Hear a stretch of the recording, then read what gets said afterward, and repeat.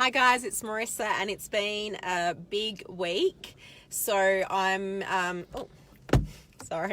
been a big week in the world of finance and banks and properties. So I'm just going to download some of the things that have happened over the course of this week. Most significantly on Tuesday, we have the Reserve Bank meeting and reducing the cash rate to below 1%, which is amazing. So they've reduced the cash rate to 0.75, which is just unheard of and definitely not something that we've seen in Australia.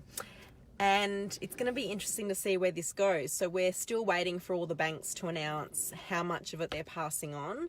Westpac, I think, announced yesterday that it's only going to pass on 0.15% of a cut. So Westpac have now been named the stingiest out of the big four banks. Out of the last three rate cuts by the Reserve Bank, they've only passed on 0.55 basis points out of the 75 basis points they could have passed on.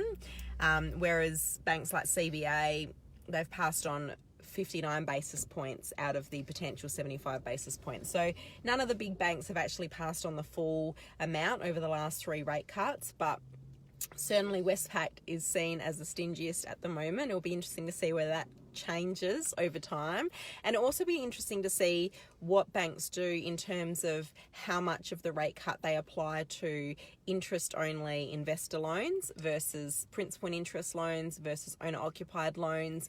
My gut feel is that the banks will start to bring down the rate for investors and bring down the rate for interest-only lending to bring it more in line with what we're seeing on the owner-occupied side and the principal and interest side. So it'll be interesting to see how that pans out over the coming weeks, and I'll keep you updated on that. Another interesting development is that we have seen, with the APRA review and the Royal Commission, that there has been a bit of tightening on interest-only lending, and many banks have limited the amount of interest-only term that they will offer a client. So, for example, NAB had a policy where they would limit interest-only period for an investor to a maximum of 10 years. So once you've reached a 10-year point as interest-only, for you to get interest-only beyond that 10-year period, you would have to move to another bank. Now NAB have come out and changed the policy and have decided that they're happy to extend that policy beyond 10 years, and they're happy to offer interest only to an investor beyond a 10-year life, which is a really big development. So it'll be interesting to see if other banks adopt that same approach and whether that then goes back to a point where investors will continue to want their interest only extended.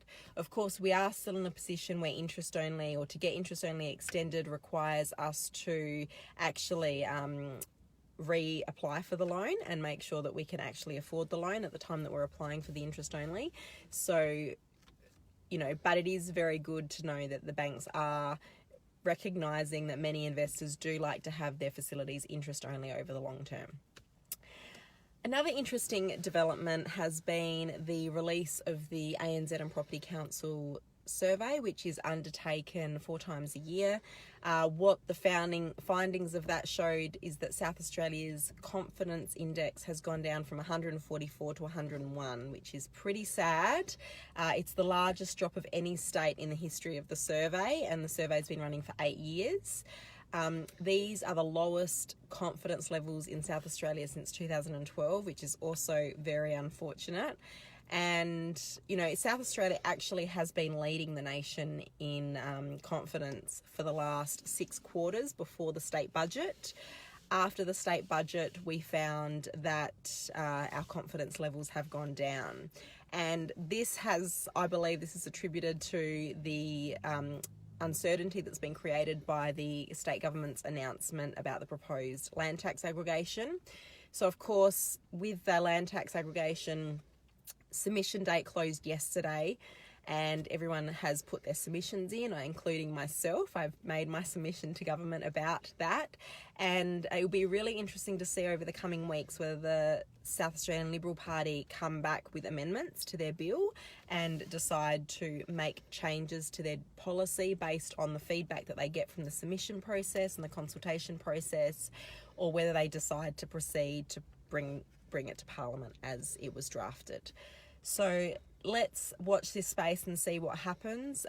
But with these confidence results and with South Australia's unemployment reaching a high of 7.3% in September, you know, one's got to wonder if the Treasurer is really brave enough to proceed with these things that have been causing these problems. So let's hope that there will be some rainbows at the end of this, and that we can all make sure that we can get back to business and we can get South Australia's confidence back up. Let's see if the rate cut of the 0.75 for the cash rate will help to stimulate the growth and investment that the RBA are hoping for. And I guess there's lots that we're going to need to keep our eye on just to see what happens over the coming weeks and months. So I'll check in with you again soon and give you more updates, but I hope you found this interesting. Thanks. Bye.